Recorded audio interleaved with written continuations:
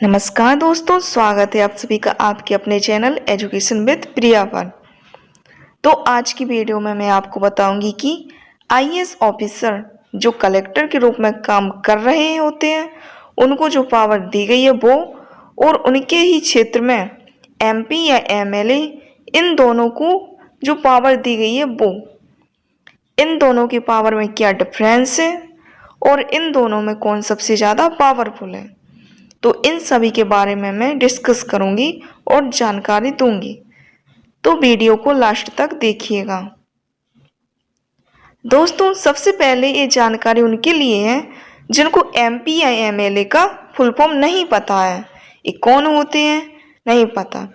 MLA का जो full form होता है वो होता है मेंबर ऑफ लेजिस्लेटिव असेंबली, मतलब कि विधानसभा या विधान परिषद के सदस्य, जिनको हम विधायक कहते हैं।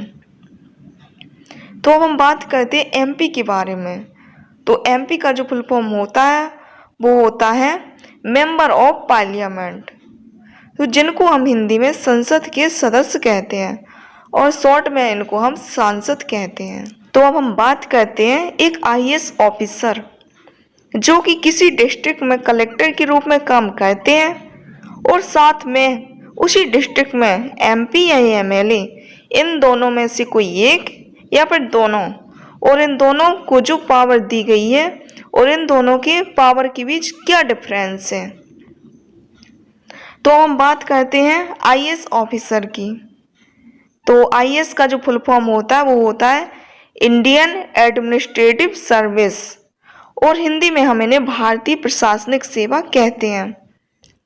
तो अब हम बात करते हैं सबसे पहले आईएएस जो कि कलेक्टर के रूप में काम कर रहे हैं, और एमपी एमएलए ये दोनों कहाँ से आते हैं, किस टाइप से चुने जाते हैं, इनके एग्जाम होते हैं, कौन चुनाव द्वारा चुने जाते हैं। तो सबसे पहले आईएएस ऑफिसर एक exam UPSC civil service exam qualify करके और फिर एक अच्छी रैंकिंग ला करके आईएएस ऑफिसर बनते हैं, और फिर उसके बाद इनको पोस्टिंग मिलती है कलेक्टर की, या फिर पीसीएस जिनको हम हिंदी में प्रांतीय सिविल सेवा बोलते हैं।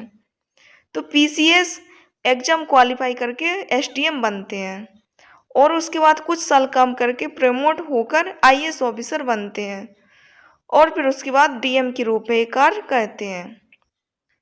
इसके साथ ही एक आईएएस ऑफिसर को बहुत कड़ी ट्रेनिंग भी दी जाती है, और ट्रेनिंग के बाद ही उन्हें किसी डिस्ट्रिक्ट में पोस्टिंग मिलती है।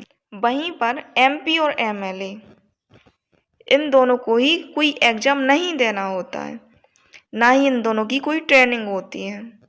ये जनता के द्वारा चुने जाते हैं और जनता के ही प्रतिनिधित्व होते हैं। अब बात करते हैं हम दूसरे अंतर की। एक आईएएस ऑफिसर जो कि कलेक्टर के रूप में कार्य कर रहे होते हैं, तो अपने क्षेत्र में जो डिस्ट्रिक्ट उन्हें दिया गया है उस क्षेत्र के अंदर जो पावर यूज करते हैं वो आईपीसी सीआरपीसी से उन्हें पावर मिलती है, और उसी पावर को फॉलो करके वह अपना पूरा काम करते हैं। वहीं एमपी या एमएलए, इन दोनों को काम करने के लिए जो पावर दी गई है जो कि आईपीसी सीआरपीसी से नहीं दी गई है, ये अपने पावर का यूज करते हैं कि इनको विधायक या सांसद बनाने के टाइम पर कॉन्स्टिट्यूशन में कुछ नियम बनाए गए हैं और कुछ पावर्स दी गई हैं। ये उस पावर का यूज करते हैं, और उनके साथ ही संसद या विधानसभा या विधान परिषद में कुछ नियम कानून बनाकर ही इनको पावर दी जाती है। ये उस पावर का यूज करते हैं और उसके बाद ये काम करते हैं। और इसके बाद हम बात करते हैं तीसरे अंतर की, और इसके साथ ही कि इन दोनों में सबसे पावरफुल कौन है। तो संवैधानिक रूप में दोस्तों एक आईएएस ऑफिसर को यह पावर दी जाती है कि जब वह कलेक्टर के रूप में काम कर रहे होते हैं तो उनके पास एक निरीक्षण करने का, समीक्षा करने का और डिसीजन लेने का और साथ में कार्रवाई करने का भी अधिकार होता है। यदि किसी डिस्ट्रिक्ट में एमपी या एमएलए के द्वारा कोई इलीगल या गैर कानूनी रूप से कार्य किया जाता है और इसकी शिकायत कलेक्टर को मिल जाती है, तो कलेक्टर के पास यह अधिकार होता है कि वह वहां जाकर निरीक्षण करे, समीक्षा करे और डिसीजन ले। और अगर वो ऐसा करते हैं और उसके साथ वो पाते हैं कि वहाँ पर सच में इलीगल रूप से कार्य हो रहा था, तो वो उस पर कार्रवाई कर सकते हैं। दोस्तों, सांसद और विधायक दोनों को संसदीय विधानसभा में किसी भी टाइप की कार्रवाई चल रही होती है या कार्रवाई चलने से 40 दिन पहले और 40 दिन बाद तक सांसद और विधायक दोनों को गिरफ्तार नहीं किया जा सकता है। लेकिन यहाँ पर ध्यान रखा जाता है कि उन्हें गिरफ्तार तभी किया जा सकता है जब वो नागरिक मुकदमों से जुड़े हों। लेकिन अगर वो किसी टाइप का अपराध करते हैं या कोई ऐसा काम करते हैं जो प्रतिबंधित है, तो यहाँ पर उनको गिरफ्तार किया जा सकता है। अब बात करते हैं एमपी या एमएलए के बारे में।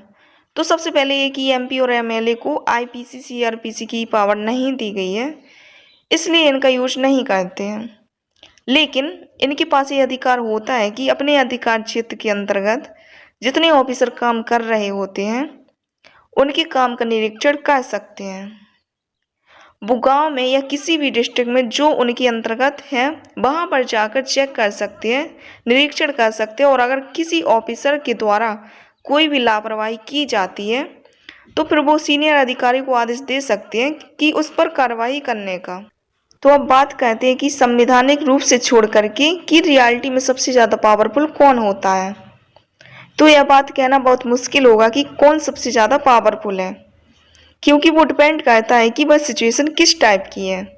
सिचुएशन के अकॉर्डिंग एमएलए और एमपी भी ज़्यादा पावरफुल हो सकते हैं, और उसके साथ ही सिचुएशन के अकॉर्डिंग ही एक आईएएस ऑफिसर भी कलेक्टर के रूप में सबसे पावरफुल एक डिस्ट्रिक्ट में हो सकते हैं।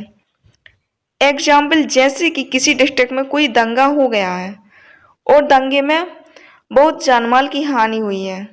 जब उस पर जांच हुई और जांच होने पर पाया गया कि इस पर किसी एमपी या एमएलए का हाथ है, तो यहाँ पर एक आईएएस ऑफिसर जो कि कलेक्टर के रूप में काम कर रहे हैं, तो कलेक्टर उनको गिरफ्तार का आदेश दे सकते हैं और उसके बाद आगे की कार्रवाई होगी। तो यहाँ पर सबसे पावरफुल कलेक्टर है, क्योंकि कलेक्टर के पास निरीक्षण करने का अधिकार है, समीक्षा का अधिकार है और डिसीजन लेने का भी अधिकार है, और उसके साथ ही कार्यवाही के बाद गिरफ्तार करने का भी अधिकार है।